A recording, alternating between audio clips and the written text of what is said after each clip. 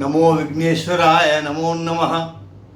శ్రీ మహాలక్ష్మి శ్రీ మహావిష్ణువే నమో నమః. ఈరోజు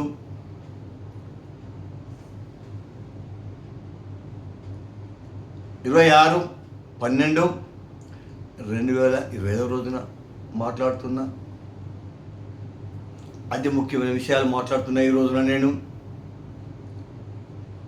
నేను మూల రామరెడ్డిగా సీనియర్ కాంగ్రెస్ పార్టీ నాయకునిగా మాట్లాడుతున్నా. రాష్ట్రంలో ఇప్పుడు ప్రస్తుతం జరుగుతున్న విషయాల లోపల శ్రీ యనమల రేవంత్ రెడ్డి గారు మంచి పరిపాలనా దక్షుడిగా అన్ని పనులు మంచిగా చేస్తూ అన్ని విషయాల లోపల కూడా అది జాగ్రత్తగా ఆచితూచి పనులు చేసుకుంటూ పోతూ ఉన్నాడు. ఎందుకంటే ఇది ప్రజాస్వామ్య ప్రజాపాలన ప్రభుత్వం కాబట్టి ఇదేదో పెద్ద నిరంకుశ ప్రభుత్వం కాదు, ఏదో ప్రభుత్వం కాదు. ఇది ప్రజాస్వామ్య పాలన అని చెప్తూ అన్ని పనులు మంచిగా బ్రహ్మాండంగా చేసుకుంటూ పోతున్నటువంటి ఈ తరుణం లోపల ఇప్పుడు పరిస్థితి దాదాపుగా ఎక్కడికి వచ్చింది అంటే, ఇవాళ దేశం లోపల ఏఐసిసి అధ్యక్షులుగా ఎవరు ఉండాలనే విషయంలో వచ్చినప్పుడు అందరూ కూడా భారతదేశంలోని ప్రజలందరి మనసులలో ఉన్నది, అందరి నాయకులలో కూడా ఉన్నది. అందరి లోపల ఉన్న విషయం ఏంటంటే,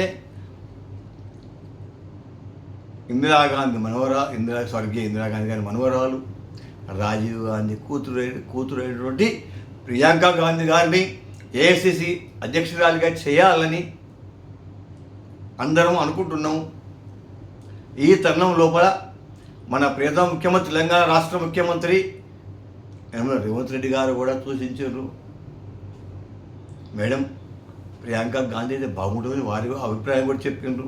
ఇది చాలా మంచి విషయం. భారతదేశం మొత్తం చూస్తున్నది. ఎందుకంటే ఎప్పటికప్పుడు పార్లమెంట్లో మాట్లాడుతున్న విషయాలను ఎండగట్టుకుంటూ పోవాలి, చెప్తూ పోవాలి, లేకపోతే వాళ్ళకి ఎదురు లేకుండా అయిపోతున్నది.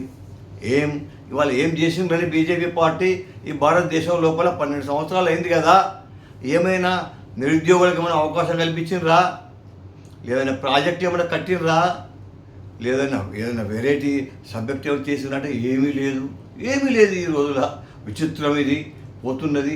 ఎందుకు వేస్తున్నారో కూడా అర్థమైతే లేదు. హిందువులు అంతమంది హిందువులు లేరా?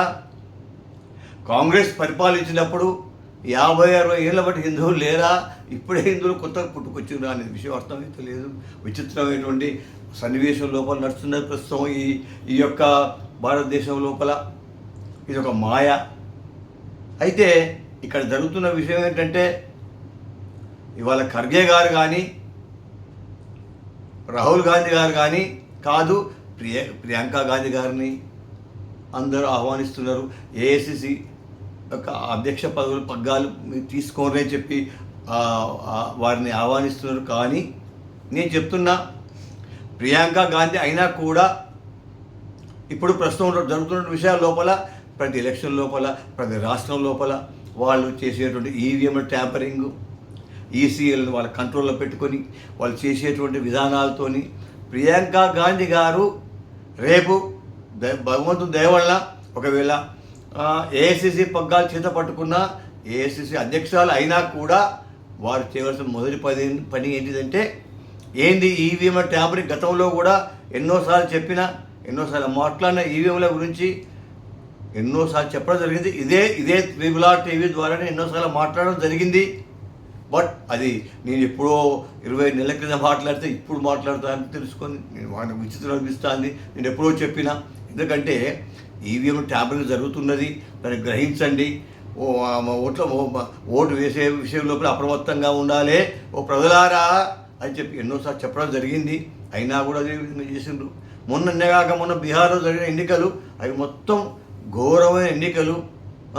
తేజస్వి యాదవ్, కాంగ్రెస్ పార్టీ, రాహుల్ గాంధీ గారు ఎంత కష్టపడ్డాడు పాపం. అయినా ఆ విధంగా వాళ్ళు ఒక విధంగా తప్పులు చేసుకుంటూ పోతూ ఉంటే ఎవరు గ్రహించలేరు కదా. అధికారం ఉన్నది వాళ్లకు. ఈసీ వాళ్ళ చేతున్నది. ఈసీ వాళ్ళను మొత్తం అందరినీ దగ్గర పెట్టుకొని చేస్తున్నాడు ఆయన. దీనికి ఎవరాయా? దీనికి ప్రక్షాళన ఎట్లా అంటే భగవంతుడే సుమా. భగవంతుడు ఒక్కసారి కనుక కన్నెర చేస్తే ఎవరు ఉండరు. తప్పులు చేసుకుంటూ నడిపిస్తాను ఈ భారతదేశాన్ని ఆయన. నిరుద్యోగులు బాధపడతారు, ఆత్మహత్యలు చేసుకుంటారు. బీటెక్లు, ఎంటెక్లు, బీఎస్సీలు, ఎంఎస్సీలు, పీజీలు, రకరకాలైన చదువులు చదివి దిక్కు తోచక ఏ చిన్న పనులు కూడా చేయలేక, చిన్న పనులు కూడా వాళ్ళు పోయినా కూడా ఇవ్వక పాపం రకరకాల బాధపడుతూ ఆత్మహత్యలు చేసుకుంటారు. రైతులు ఆత్మహత్యలు చేసుకుంటారు. దిక్కు లేదు, అనాథలైపోయింది భారతదేశం. దాదాపు 10 సంవత్సరాలుగా దీనికి దిక్కేవారు ఇక భగవంతుడే దిక్క అని అనిపిస్తున్నది ఈ తరుణం లోపల. ఒకటే నేను చెప్తున్నా, ఒకటే నేను కోరుతున్నా. నేను ఇవాళ కేవలం ఒక ప్రియాంక గాంధీ గారి గురించి మాట్లాడుతూ వారికి నేను మనవి చేస్తున్నా, వారికి విజ్ఞప్తి చేస్తున్నా. ఎందుకంటే వారు చాలా జాగ్రత్తగా ఉండాలి. వారు మొట్టమొదటి చేసే పని ఏంటంటే ఈ యొక్క ఈవీఎంల పట్ల, ఈవీఎంలు లేకుండా బ్యాలెట్ పెట్టే పద్ధతిని ప్రవేశపెట్టాలి అనేది వారు విరుద్ధంగా ఖండించి పార్లమెంట్ లోపల బిల్లు పెట్టి చేపియాలి. ఈవీఎంలు ప్రవేశపెట్టిన దేశాలు ఎప్పుడో తీసేసినాయి. ఎందుకు ఈ భారతదేశం చేతగాకన ఈవీఎంలని ఆశ్రయించేందుకున్నది? విచిత్రమైన సమస్య సుమా. కాబట్టి బ్యాలెట్ ఈవీఎంలు వద్దు, బ్యాలెటే ముద్దు అని చెప్పి ఎన్నోసార్లు చెప్పడం జరిగింది. నేను మళ్ళీ చెప్తున్నా, ఈవీఎంలు రద్దు చేయాలి, బ్యాలెట్ పెన్ ప్రవేశపెట్టాలి అని మనం చేస్తున్నా. ప్రియాంక గాంధీ గారికి నేను సూచనిస్తున్నా, నా అభిప్రాయం తెలియజేస్తున్నా. నేను ఒక 44 ఏళ్ళ కాంగ్రెస్ పార్టీ సీనియర్ కార్యకర్త నాయకునే కాకుండా వారిని మనవి చేస్తున్నా. ప్లీజ్ దయచేసి మీరు ఈవీఎంలను తీసేపియాలి. బ్యాలెట్ ద్వారా ఓటు వేసే పద్ధతిని ప్రవేశపెట్టాలని దాని మీద మీరు ప్రధాన కొట్లాడాలి. అదేవిధంగా వాళ్ళు వస్తే వాళ్ళు ఏ విధంగా ట్యాంపరింగ్ చేస్తుందో గ్రహించాలి. దాని మీద మీరు అటాక్ చేయాలని మీకు సవినయంగా ప్రియాంక గాంధీ గారికి నేను మనవి చేస్తున్నా. ఇది నేను రేవంత్ రెడ్డి గారి గురించి చెప్తున్నా. రేవంత్ రెడ్డి గారు కూడా వారికి చెప్పాలి. ముఖ్యమంత్రి, తెలంగాణ ముఖ్యమంత్రి రేవంత్ రెడ్డి గారు కూడా వారు కూడా చెప్పాలి. ఎందుకంటే ఇది ఈ విధంగా చేసుకుంటూ పోతే ఎట్లా, దీని ప్రక్షాళన ఎట్లా? ఏం చేసావు నువ్వు? 12 సంవత్సరాలుగా పరిపాలించబోతున్నావు. హిందువులు. అరే హిందువులు కానోళ్ళు ఎవరు? అంతకుముందు 70 సంవత్సరాలు హిందువులు లేరా ఈ భారతదేశంలో? అరే హిందువులు ఉండే నెహ్రూ గారు, లాల్ బహదూర్ శాస్త్రి, నిస్వార్థపడే లాల్ బహదూర్ శాస్త్రి గారు, ఇందిరాగాంధీ గారు, గురుజాలిలాల్ నందా గారు, మహానుభావులు పరిపాలించే ఈ దేశం భారతదేశం సుమా. ఈ దేశంలో నిస్వార్థ పనులు, పాపం వాళ్ళకి ఏమి లేకుండే వాళ్ళు ఏ విధంగా త్యాగంతో నిస్వార్థంతో ఈ దేశాన్ని పరిపాలించిన మహానుభావులు. అరే ఎందుకంత స్వార్థం? నీకు పదవి వ్యామోహం తప్ప దేశాభివృద్ధి ఏం అవపడుతులేదే. మోడీ గారు ఎటు తీసుకుపోతున్నావు ఈ దేశాన్ని? అమాయకత్వంగా హిందువులు నినాదం తప్ప వేరే నాకైతే ఏం అవపడతలేదు. నిరుద్యోగుల ఆత్మహత్యలు, రైతుల ఆత్మహత్యలు భారతదేశం లోపల ఎక్కడ ఏది కూడా ఏ రాష్ట్రంలో చూసినా కూడా నాకు ఏం అవపడతలేదు. నేను ఒక సీనియర్ కాంగ్రెస్ పార్టీ నాయకునిగా నిన్ను హెచ్చరిస్తున్నా, మనవి చేస్తున్నా, విజ్ఞప్తి చేస్తున్నా. ప్రధాని గారు, ఎంత ఘోరమైన విషయం ఇది. నాకు విచిత్రం అనిపిస్తుంది. ఒక ఘోరమైన ఈ యొక్క సంస్కృతిని నువ్వు తీసుకుపోతున్నవే. ఎడిపోతుంది దేశం? ఇదివరకు చదువుకున్నట్టు వాళ్ళు నిరుద్యోగులే కూర్చున్నారు. ఇంకా చదువుతాను, చిన్నపిల్లలు చదువుతారు. వాళ్ళు ఎడిపోవాలి. ఈ దేశం ఎడిపోతున్నది. ఇంత విచిత్రమైన సంఘటన. ఓ భగవంతుడా, దీనికి ప్రక్షాళన లేదా అని అలాంటి విజ్ఞులు, మేధావులు ఆలోచిస్తున్నాం మేము. సుమా జాగ్రత్త, అంత ఈజీగా పోదు. భగవంతుడు మాత్రం ఎంత దయామయుడో అంత కఠినాత్ముడు సుమా. భగవంతుడు ఎంత దయామయుడో అంత కఠినాత్ముడు సుమా. భగవంతుడు తక్కువచనాయకు దేవుడి గుళ్ళకు పోయి నువ్వు ఎన్ని దేవుని గుళ్ళకు పోయినా, ఎన్ని శివలింగాలకు, ఎన్ని విష్ణు దేవుళ్ళకు ఎందరికి నమస్కరించినా, ఎన్ని పూజలు చేసినా చేసే తప్పుడు మాత్రం క్షమించడు సుమా. భగవంతుడు ఎప్పుడు క్షమించడు సుమా. తప్పుకు శిక్ష వేరే, నువ్వు మొక్కిన దానికి వేరే ఇస్తాడు భగవంతుడు తప్ప. నువ్వు తప్పులు చేసి నువ్వు భగవంతుని దగ్గర పోయి కొన్నంత మాత్రాన నీకు ప్రక్షాళన జరగదు సుమా. దయచేసి నా మనవిని ఆలకించి ఒక్కసారి.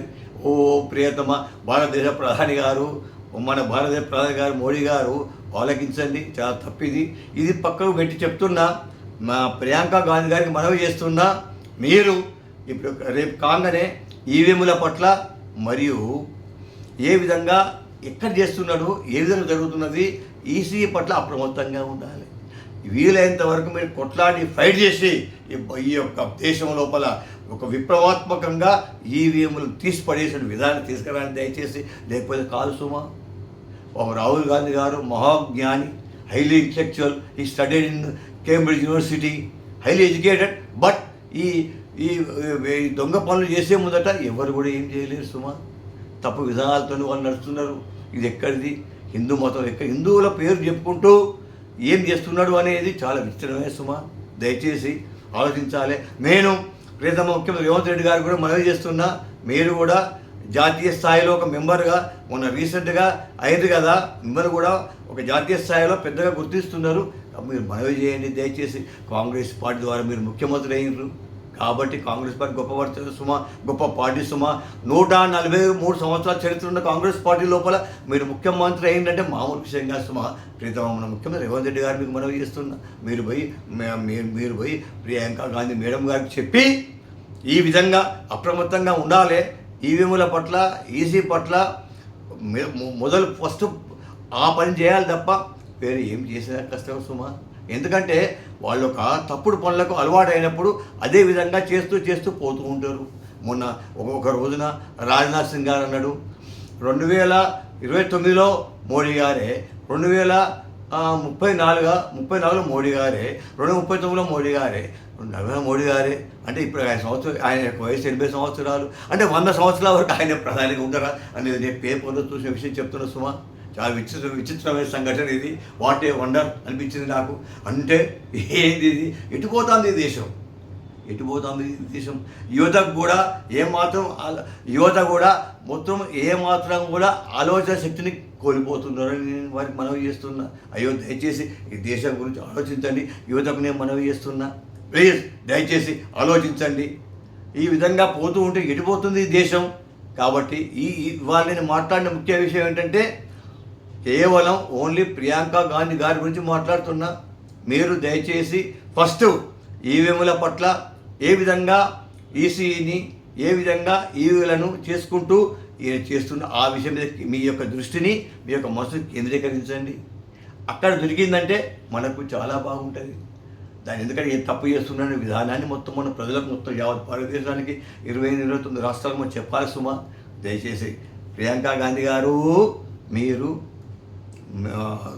స్వర్గీయ గొప్ప మహానేత అయినటువంటి ఇందిరాగాంధీ మనవరాలు సుమ.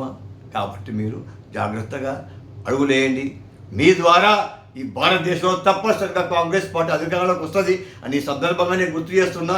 ఈరోజు 26/12/2025 రోజు నేను విజ్ఞప్తి చేస్తూ, మనవి చేస్తూ, నా యొక్క ఆశీర్వాదం కూడా మీకు ఇస్తున్న నేను ప్రియాంక గాంధీ గారు, దయచేసి మీరు జాగ్రత్తగా ఆచితూచి దయచేసి అన్ని విధాల లోపల మీరు ఎంక్వైరీ చేస్తూ తెలుసుకుంటూ మీరు ముందుకు పోండి.